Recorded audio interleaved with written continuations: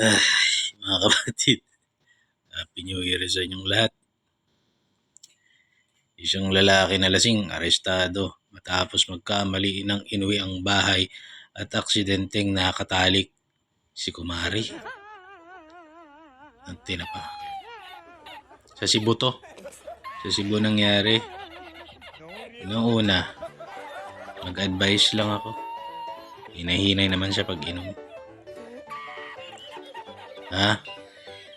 Huwag masyado. Pangalawa,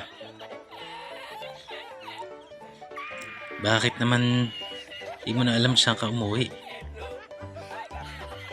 Normally pag lasing ka o kaya brown out, kabisado mo yung bahay mo. Ba't kabisado mo yung bahay ni kumari? Lagi mo bang ginagawa yan? Kabisado mo na yung bahay nila kahit lasing ka? Pangatlo, si kumari naman. Ba't di mo man lang pinlashlightan? May kaibahan yan eh. Pag hinimas mo yung taong ganyan, may iba pa, may medyo maliit, alam mo na dapat yan. Lasing ka din. Ano ba naman kayo? Di ka man lang nag-lock. I'ma leave the door open. I'ma leave the door open. Ayan, si kumpare ang pumasok. Paggising mo kayo na magkasiping loving. Yes, susunod naman.